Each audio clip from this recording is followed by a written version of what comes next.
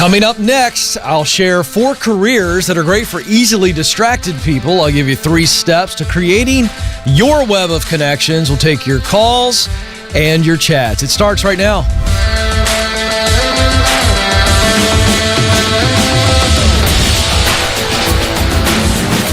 Coming to you live from Ramsey Studios in Nashville, you're joining a conversation about who you are, what you were created to do, where you want to do it, and then how do you get there? It's all about you because you were created to fill a unique role. That means you are needed. But here comes the duty part. You've got to do it. It's not enough to just know who you are and what you're created to do. You've got to do it. Why? Simply put, somebody out there needs you to be you. This isn't about you. The Ken Coleman Show isn't about selfless ambition and success and glitzy and all the, I'm standing in front of a private jet and I'm on my boat and all this garbage that you see on Instagram and everywhere else. That's not what we're about. What we're about is helping you be the person you were created to be for the purpose of making our world a better place. See, that is success. When you realize your significance and you contribute it to see the results of your work. So that's why we're here. 844-747-2577 is the number. So I have ADHD. I'm very open about this. I've never taken medication. I think it's a blessing. Yes, it has its negatives. But the reality is it's a blessing for me. Because the things about my ADHD that some people think, well, you're easily distracted or you've got hyper energy. Well, that makes me really, really good at what I do. Now, I have to be careful about the things that are weak, right? And I've got to tell people about this and I've got to create systems and other things. But so I'm going to share an article that is very, very personal to me because I want to encourage many of you. 4 careers for people who are easily distracted. This is from Harvard Business Review. This is really great. Psychological research has suggested that heightened social media usage is linked to deficits in concentration and other negative things. So whether you have ADHD or not, we are in a world where the digital social interactions that we have and that is just there, right there at the tip of our fingers, is creating a more distracted culture. However, for those of you who are like me, you just naturally are a little bit distracted, easily distracted. You've got the attention span of a fruit fly, if you track what I'm saying. I've got this great article to share with these 4 specific careers that actually, listen, will allow that what you think is a natural weakness to be a strength. Here they are, because this is a game changer for you. Entrepreneur. Now let's just think about the entrepreneur. The entrepreneur has to wear several different hats. That's the nature of the game. You are the chief everything officer when you start your venture. So being an entrepreneur has in its normal day tons of distractions, new things coming your way, new priorities, all these things. And so what happens is the person who is naturally a person who moves from thing to thing to thing to thing to thing, you're going to thrive in this environment because that's the way your brain works. Number 2, PR or media production. PR professionals must be able to absorb and synthesize vast amounts of information, turning distractions or new things into actual content and stories. Media production, you're like the consummate generalist. Brainstorming ideas, executing on those ideas, editing, implementing the changes. It's just a fast-paced move type role. Number 3, consulting. If you want to avoid monotony and routine, consulting is going to give you that. What does consulting really do for you? It's giving you a new set of problems. They may be similar, but it's a new challenge, if you will. And people who need something new all the time, a consultant type, contracting type consulting role is perfect for you, right? Here's the challenge. I'm going to get everything I got. I'm going to solve it, and then give me the next thing. And then finally, journalist. Journalists are basically a combination of the 3 previous, if you think about what it looks like day to day. constantly something new coming at you, new data, new social information, breaking news, whatever, and you're forced to react. Many times, I can't tell you how many times I've been scheduled to do media, whether it be national media, it's usually national media, and they'll say, hey, we got to scrap this segment, Ken, we'll get you on another day or another time because we got breaking news. So the fast-paced world of journalism, constantly having to create, constantly having to react and adjust, that's a great fit. So there you go. 4 careers that are custom made, if you will, for the person who is easily distracted or needs a lot of variety. And here's the final point on this. The reason I share that is if that's the way you're wired, stop thinking about it as a negative. Start thinking about it as this is the way I'm wired. So I need to go in a place that I can use my natural wiring. It's a breakthrough. 844-747-2577 is the number to jump in. 844-747-2577. And that's the number to jump in. I got to tell you this, guys. This is live. And so this is part of live. My screen is me. It's not my callers. So I don't know if we can switch that right now. If we can't, I'm going to move on. But my screen here in the studio. That'd be great, actually. Tell me who we got. Chaska, Minnesota, line 1. Is that right? And it's Melvin? Kelvin, I apologize. We're moving on. Kelvin, you're on the Ken Coleman Show. Hi, Ken. Thanks for taking my call. Sure. How can I help today? So I've been working in a manufacturing line for 4 to 5 years. So I assemble urine machines. And I've been trying to get a promotion, but I keep getting shut down. So, like, the reason is I don't have a degree, or they say that that's a big jump for me. Okay. Keep going. So what do you want my help with today? How to actually get that promotion, or are you looking to move locations? What's the challenge before you today? How can I help? Well, no, I'm looking for something new now. I mean, my dream job is to become a real estate agent. Okay. But I never had, like, sales experience, and I've just always been working in the manufacturing line, so it's like I always get the thought that I wouldn't be good as a real estate agent. Okay, now hold on a second. What would you describe the role of a real estate agent being? I mean, let's just break this down for a second. You've bought a house before, yes or no? No. Okay, but you get the idea of buying a house, right? You understand what the deal is. What do you think the real estate agent needs to be good at? Break down what you think are the top 3 or 4 things a real estate agent needs to do and do well. So I would say communication. Great. What else? Having a good attitude. Okay. What else?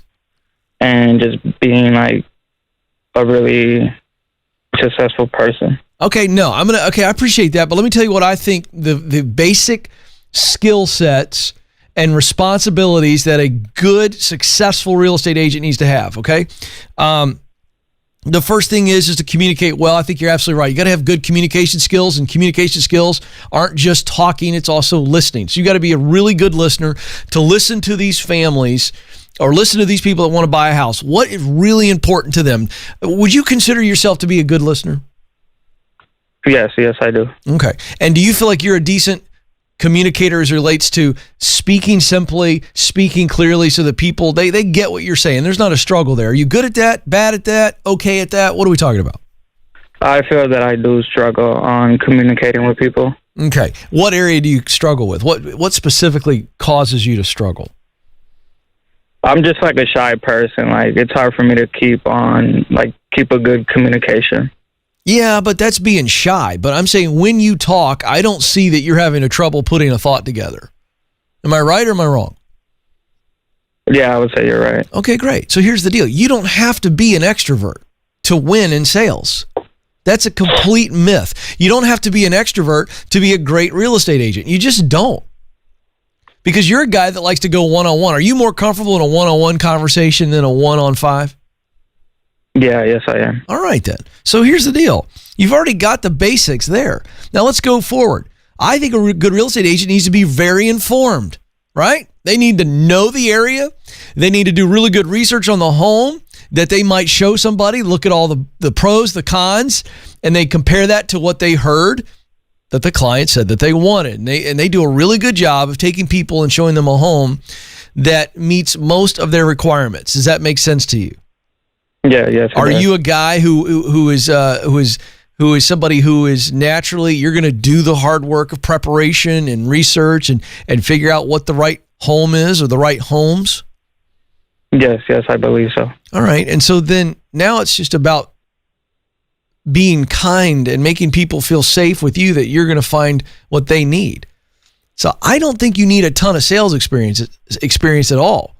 I think you need to take the test to see if you pass the test. And I think you need to spend some time with some successful real estate agents in the form of coffee or lunch and use the proximity principle and ask them how they got where they got, what they do really well. I think you should also consume some great content from Brian Buffini. I talk about him all the time on the show. He's like the Dave Ramsey of the real estate world. He trains real estate agents to be world class. This is all stuff that's at your fingertips and you can learn. It's not something that's a 10-year plan for you. So I focused all of our conversation today on that because you went, well, Ken, I'm just not promoted where I am, but ultimately my dream's out to be a real estate agent. Guess what? You can become a real estate agent this year. And you can start doing that on the side. It's not your full-time job because it won't support you. But you can show houses at night and on the weekends. Am I right, Kelvin? Yes. All right then, brother. So start pursuing that. And in the meantime, if your current role, they've put a lid on you, you need to find an equal role somewhere else and get out there and see if it'll promote you. Or you stay where you are because where you are is your stability and it's going to fund your future as you start selling houses. And then you sell houses, maybe you sell 3 this year, then maybe sell 6 or 9 or 12 next year. And then when you have the amount of money that you make right now out of your day job in a bank account as savings, then you can leave and go full time. Do you see that plan? Yeah, yes, I do. Kelvin, can you execute that plan? I believe I can. Well, that didn't sound very exciting. I'll be honest with you. I'm not letting you go. I'm not letting you go until I know if you believe that you can execute that plan. Is there anything in that plan that you see as really, really, really, really difficult to execute? No, I don't. Okay, then. Kelvin, do you believe in yourself? Yes, I do. Do you believe if you put your mind to it and you walk out that plan that you will get there and you'll be successful selling homes, doing what you dream of doing? Yes, I do. Well, then you better start acting that way because you just said that to me, but at some point you've got to keep saying that to yourself to where your brain and your heart connect and you start to believe the voice in your head that says, there's a clear path. I can do this. And get about doing it today. I mean today. What are 2 or 3 things you can do today, Kelvin? I'm going to tell you a couple of them. Number 1, let's find out in your personal network who are some of the realtors that they use and see if they'll make a connection for you to have lunch or coffee. Go get a master's degree in how they got successful. That's over coffee and lunch. You buy it. Trust me, they'll do it. And the second thing I want you to do is find out the best place or multiple places to take your real estate exam and sign up for it. Put the money down today, cash, and sign up, commit to getting where you need to go. Action needs to happen, folks. Once we decide, we've got to act quickly. Because if you don't, here's what's going to happen. The voice of fear, doubt, and pride will jump up on your shoulder and they start going, you can't do it. You can't do it. This isn't going to work. I'm just telling you. So once you decide, you better act. Because now what we've got is some momentum, and let that momentum keep pushing you forward. Next is Christopher in Tacoma, Washington. Christopher, you're on the Ken Coleman Show. Hey, Ken. It's a pleasure to talk with you. Well, it's all my pleasure. What's going on? Hey, so I've got 18 years in the Army right now, and in 4 more years, I can transition and retire, or I can really continue to serve, given the position that I'm in right now, which is in the intelligence field. Mm-hmm. I guess my question is, talking wasn't your show before, and you always ask, like, hey, if I could do this, and you'd be successful at it. Well, that answer would be acting or voice acting, preferably, I guess, acting. And I guess my question would be, should I keep doing what I'm comfortable with? Because I've done this since I was 17 years old, and it's what I know. So I guess part of it is just fear of changing, even though one day I'm going to have to take the uniform off. Yeah. I'm getting my degree in cyber intelligence right now just to help with my current field that I am in. But I'm just wondering if, like, how do I make that decision to continue to serve or get out and pursue something that I want, because I'll be out of debt by that time. Yeah, I love that. You've got 4 years. You got 4 years for this answer to change. Here's what you do. You just told us that what you would love to do is voice acting and acting, and you've set yourself up to be how old in 4 years and be able to retire from the military? How old? I'll be 40. 40 years old. My gosh, I'm going to say 40 years young, because that's the truth, brother. So here's the deal.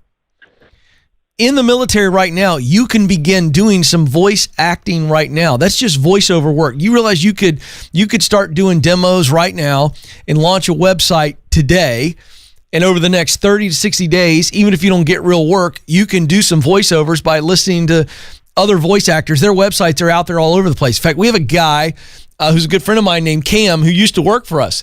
And Cam's doing really well, Nathan. My director, Nathan, and I, we all know Cam. And Cam was my cameraman my first 3 years here at Ramsey Solutions. And Cam started a voiceover business on the side, Christopher, on the side. He started doing country music jingles, for like country music radio stations. And then he got into other commercials and all this good stuff. And he eventually left us because he was supporting himself. So, Christopher, you've got 4 years to start doing voiceover work, and maybe every once in a while do some local acting, depending on where you're stationed, right? There's nothing stopping you from doing that on the side while you're in the military. So we've got 4 years to step out, and there's nothing scary at all, Christopher, except for you being okay with somebody telling you no. Because when you're an actor or a radio show host, and a program director says no to you, or a casting director says no to you, guess what, brother? It stings.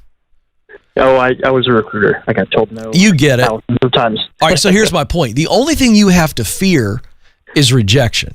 But you've got 4 years to try this.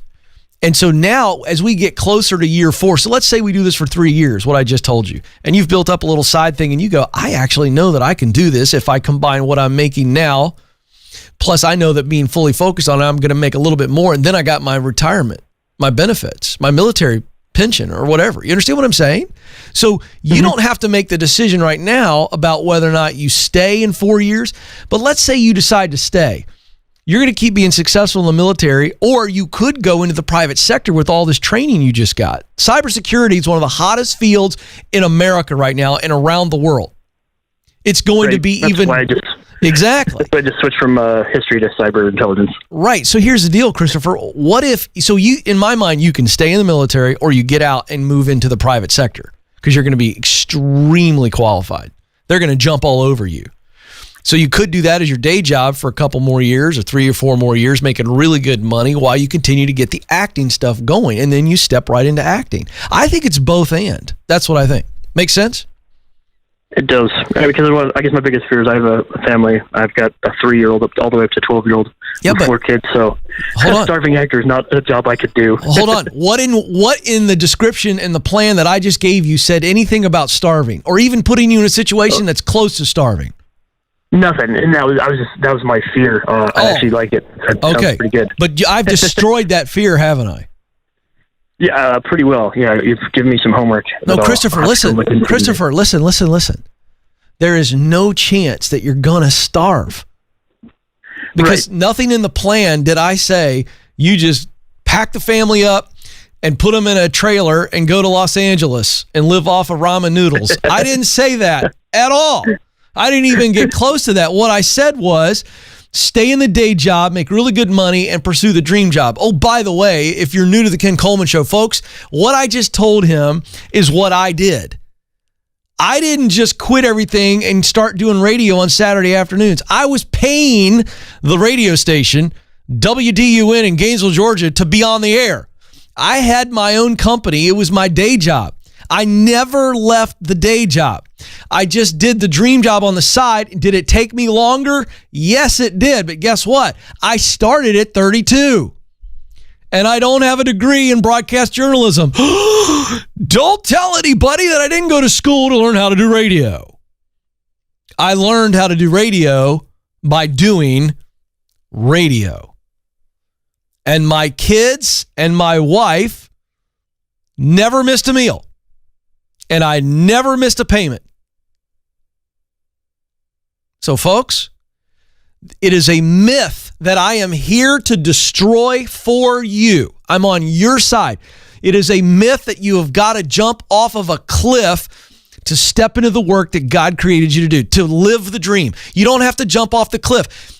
People try to romanticize that garbage on social media, and it's just that. It's garbage. If you jump off a cliff without a parachute, you will splat when you hit the ground. 100 out of 100 times. Well, Ken, I just think there's a chance if I jump off the cliff, I'll land in a really soft puddle. No, you won't. You're going to land in a mangled mass of bones and flesh. And everybody's going to go, oh, gross. That was dumb. That's what people are going to say about you. So stop creating this insane jump that you got to take. You don't. It's a path. It's a process. I'm here to highlight it for you. 844-747-2577. So thankful for all of you on YouTube. This is our third week live on YouTube, and it's going crazy. If you're enjoying the show, give us a thumbs up there in the window. Like today's episode. That helps YouTube pay attention, and they put us out there in front of people who are looking for this kind of content. So you can really help us spread the word. And finally, subscribe so that you get a reminder every day that we're live, Monday through Friday, 12 Eastern, 11 Central here on YouTube. Here we go to the chat window. This is the fun thing here. If people are firing questions away, here we go. That boy Nathan chats in, hey Ken, I recently reached out to someone via Twitter and invited them to coffee or lunch. He responded by saying that his day was too busy to do lunch, but I could ask him any questions I had in a DM. How should I respond? Thank you so much. I totally understand. Here are my questions. Now, this could be one of two things, and this is a super important lesson. Number one, that boy Nathan, don't be discouraged. This particular dude was like, I don't have time for lunch for you. Believe me, he's got time for lunch for somebody. If his wife calls him up and says, hey, babe, can we go to lunch? I can promise you this dude finds time in his day for lunch. So it's okay. It's a screener, and that's fine. Shoot him some really thoughtful questions via Twitter DM, and this guy's going to see that you're serious and that you've got some depth and that you are honoring him by saying, I really respect you. I'd love your take on these things, and these things. Are there some other people that I would connect with, that you would connect me to? Are there some places that you think I need to get into? And let's just take it for what it is. He's offered some of his time, and it just might so happen that after a thoughtful engagement, he might give you some more time. Emily Stumpf writes in, I would love to be in some type of coaching. I love to motivate, explain, and encourage. Motivational speaker sounds amazing to me, but do I have to be an entrepreneur to do this type of work? Well, you don't have to be an entrepreneur, Emily, to be a motivational speaker. The only thing that makes you a motivational speaker is that you've got a message and people are listening to you. So, by the way, launching a speaking business, that's what it is an entrepreneurial adventure. I mean, that's what that is. Now, I use the word adventure instead of venture because being a speaker is tough. I think people see, and I'm just going to be very honest here, you see somebody like me on a stage or Dave Ramsey or Chris Hogan or Rachel Cruz or anybody you follow, and you see them on a stage and you see all the people and they're all listening and they're smiling and you get applause and you go, oh, some of you out there that are performers like Emily go, oh, that seems like a lot of fun. And let me just say, it's a lot of fun. But you don't start on the stages you see those people on. That's not where you start. It's not where I started. I started speaking to 6, 7, 12 people, whoever'd listen. So if you want to be where those speakers are, you've got to do what those speakers did. And what those speakers did was spend a lot of time crafting a message, practicing the message, and delivering the message until they got good enough that people said, I'm going to pay you to hear what you have to say. Let's do one more. Jersey Wolf. That's the username of the day, Nathan. Jersey Wolf. Jersey Wolf writes in, hey, Ken, I'm 1 year into work as an occupational therapist. My biggest hurdle to getting a job has been experience. How do I stay at my current job how long do I stay before moving closer to my sweet spot?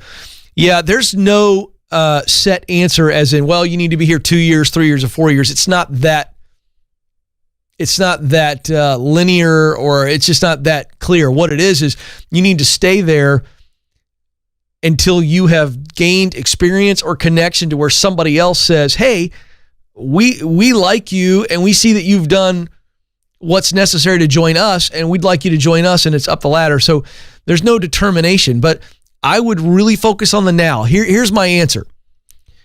When you're young, the temptation, by the way, I still have this temptation. There is a temptation to focus on the next because we humans are creatures of progress. And so it's very natural for us as humans to look ahead all the time. Oh, this is where I want to live. This is how I want to dress. This is who I want to marry. This is where I want my kids to go to school, right? You see where I'm going? We just are naturally looking over here, and this is my dream job. Well, guess what? If you are so obsessed on the next, you will miss what you need to be doing right here in the now, the present. I've got to win the now, listen to me, in order to get the next. Okay? If I'm always focused on the next, guess what happens? I start to look at the now and I start to feel bad about myself. And I go, I deserve the next. I want the next. I deserve the next. How come I don't have the next? Right? And it feeds that really ugly side of the human spirit where we get really impatient, and then we start to get entitled. And then guess what happens? We become a person that nobody wants to promote. Okay? So I'm looking at you right now. You're just so focused on the next, you're missing that you've got to win the now. Win the now. Then we get the next. So my answer to you, Jersey Wolf, is what does winning the now look like? Because when we win the now, the next will come to us. It always does. We talked about this on yesterday's show. The 4 qualities that will guarantee you get promoted. You got to be likable. You got to be likable. You got to be coachable. You got to be reliable. You got to be honorable. You do those 4 things every day. People are going to come to you and beg you to climb the ladder. But again, those 4 qualities and exhibiting those every day, that's a mindset of I got to win the now. Thank you for your chats. Really, really appreciate the back and forth here on YouTube. And again, some of you are watching, you're going, I need to call you, Ken. Well, guess what? You can. Live right now, 844-747-2577. Back to the phones in a moment. Our Should I Quit My Job quiz. This thing's going nuts. It's free. 20 questions, less than 3 minutes. Thousands and thousands of people have downloaded this thing. It spits out 4 results. Where are you? Should I Quit My Job quiz? KenColeman.com. All right. Real quick, I want to give you 3 things. We talked about this at the top of the show. 3 things that will help you create a web of connections. We got 4 phone calls yesterday, folks, on the YouTube show and in my radio show. 4 calls, all the same question. It was basically this: Ken, I don't know anybody over here in this company, or I'm moving and I know the companies I want to work at, but I don't know anybody because it's a new area. How do I make connections? And we write about this in my book, The Proximity Principle. So I'm pulling these 3 things out of the Web of Connections chapter at the end of the last section of the book. Here are 3 things you do. This is super simple. Number 1, inform your inner circle. These are close family and friends, super tight circle. Think of a spider web. If you draw a spider web on a page and you kind of let it fan out, it's that inner circle. Okay? Friends and family. You got to tell them, hey, here's what I'm looking for. I'm looking for a connection here. They know people who know people. So they're the people that are going to be the most enthusiastic to help you most of the time. So you got to inform your inner circle. Tell them where you're trying to find a connection. Number 2, create a connection to-do list. The team and I are working on a tool that's going to help you folks do this because it's such a big need. But again, let me go back to this. I'm kind of drawing in the air. But if I draw a spider web, okay, I'm going to draw a circle and I'm just going to draw some lines out like this. I think you can follow me on YouTube. And then we're going to kind of encircle all those different lines, and we've got ourselves a spider web. And then on the rung of that spider web, we got some more circles inside there. And it's just how a spider uses that web as a ladder. Well, every time the web connects, if you've got this picture in your mind, that's a person, that's a connection. Okay? Or every little rung of the spider web is a person, a connection. And some of those you know well, some of them you know as an acquaintance, and some of them get in your web because of your connections. So sit down and literally write out the names. This first pass at, okay, these are the people I need to connect with. That leads to number 3. This is going to blow your mind, folks, that I'm telling you this. Connect with them.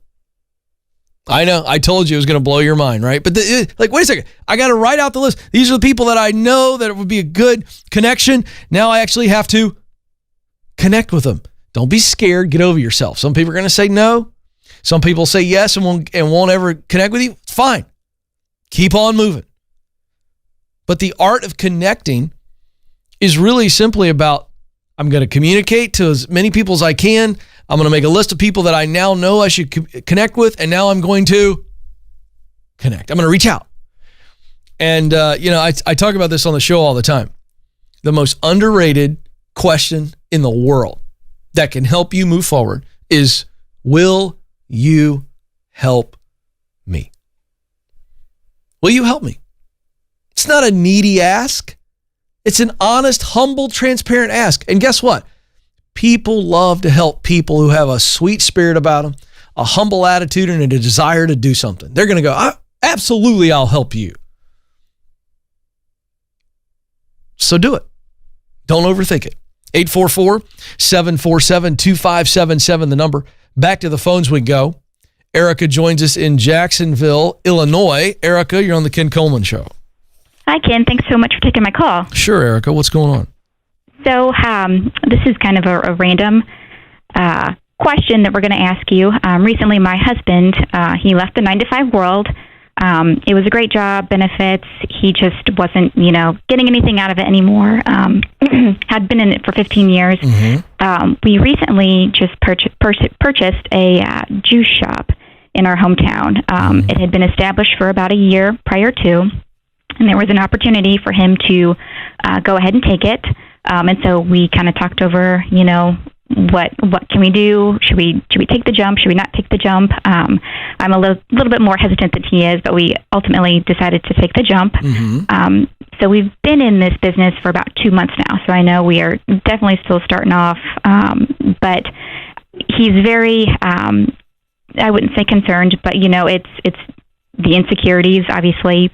Payroll, not getting that normal paycheck, working 12 hours and not feeling like you're getting anything out of it. How do you move forward or to continue to move forward and be in the present when you've got, a dream and it costs so much to get there? Well, what's his dream? Well, his dream, he wants to help people. And whether it be, just at the juice shop or connecting, that's just, he wants to bring people together. And he didn't want to be tied to anything. He wanted to be able to search and motivate and move forward in that aspect. Okay. How did he go into debt to buy this juice shop? Yes, and we were on baby step number 2, so we did take a little bit of a hit to buy this juice shop, but it wasn't too much of a hit. How much? How much debt is he in right now with this shop? We're about $15,000. Okay, and that's his sole income right now, right? Right. And what do you make? So I make about $40,000. Okay, and is he taking any money out of it right now? I know you're only 2 months in. Is he paying himself anything? Right now, no. Just to be on the safe side, as far as product and other payroll and insurance, things. But yeah, he's not taking anything right now. Is the company in the black? Yes, it's breaking even basically. Okay, it's breaking even. And mm-hmm. How many employees does he have? He's got about 4. Okay. Is it in a good location, this juice shop? What's its prospects? What kind of foot traffic, or is it really slow right now? Or is it? It is slow right now. It's the winter season over here, but it's a college town. We've got great customers that do come in, and it was established before. So, it's not that it wasn't established. It's just, the change of hand obviously may have. Okay. Have you looked at the books when you bought it? I guess I'm assuming you did, and there is a season where it's better than it is right now. So if it's breaking even now, there's at least a history of it not breaking even, but actually making money. Right. Yes.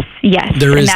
In the future, yes, in the near future. Okay, great. So here's what I think. You guys are in this thing now for $15,000. So he's in right now. So there's a couple things to unpack here, and we honestly don't have time to unpack what's his big dream. I think he can help people through the juice shop. I think if he makes the juice, I can't say that for some reason. If he makes the juice shop successful and he's winning and he's hiring young people from that college campus and he's investing in them, he's like Chick-fil-A. He could be like the Chick-fil-A of juice, where he's hiring these young people and teaching them character and leading them, and he's their leader, and he helps them move on, because he's going to have a transient workforce. That's just the nature of it. It's an hourly deal. His workers are mostly hourly, right? That's what it's going to be. And I think that if you guys get into a place where you're not making much money, then what he's got to do is find a way to just step up, and it might be really, really difficult for a while on him physically, meaning if he had to go work, another job, and he pays somebody, to do what he's doing, to actually manage it. Does he want to manage the day-to-day, or does he hire somebody with retail food experience that can manage it? Or he just gets somebody that's really young and sharp, that's got the right leadership qualities, and he pours into them. He teaches them how to manage the team, and then he's maybe working something else. So, you can own something without running something. And so I'd look at that too. I think he has to look at all those options, especially when you get to the point. Now, I think right now he's the chief everything officer. Let's get through this first year, and when it cycles up, he's pouring all that profit right back into the company. And he's putting the money aside so that when you have next year, you come around to this time and it's a little bit slower, it's not a taxing situation. But I mean, he needs to look at this as a good 2-year hustle. And as soon as he could replace himself in that juice shop, I would. And he can always go work a great gig in another 2 to 3 year period, just to go, okay, I'm supporting me and my wife together. We're working together. And then I'm owning the shop. I'm not running it day to day. I think there's a lot of ways around this, but he's just got to know this is a 2 to 3 year play to get this thing really, really healthy, at least. But he can do it, and you guys can survive in the meantime. But it's like, you're committed. I wouldn't, if he starts getting discouraged, welcome to entrepreneurship, and he needs to be focusing on the positives, which are, we can pay this thing off. We can get this thing healthy. I'm going to do whatever it takes. So that's what I would tell him, and there are ways around this. So many entrepreneurs think that they've got to be in there 12 hours a day. Erica, I'd really challenge that. He doesn't have to be in there 12 hours a day. Now that, when so it's almost like this. Tell him what I said there, and maybe you two sit down and go, what would have to be true? This is such a great exercise. Get out a piece of paper and write, what would have to be true for you not to have to work 12 hours a day? You won't believe how clarifying that is. And you just write it out. Oh, okay. Well, I'd have to have somebody that I can trust to do this, this, and this. And how am I going to get those people? Well, I'm going to get people that are character and show them that I'm going to treat them like no leader has ever treated them before. So they got a safe place to make money while they're in college, somebody who respects them, someone who's going to pour into them, pay them pretty well, and stay out of their hair, and trust them and let them lead. You can find people like that in a college town all day long. So he's got to replace himself. I really think the challenge is, how can he own the business, not run the business? Two very different things. That's the challenge. You figure that out, what has to be true for that to be the case, and you guys are going to be fine. All right, folks, my time today is almost up, but before I let you go, I want you to know that you matter and you do have what it takes. Thank you so much for joining us. Until next time, this is the Ken Coleman Show. Press on.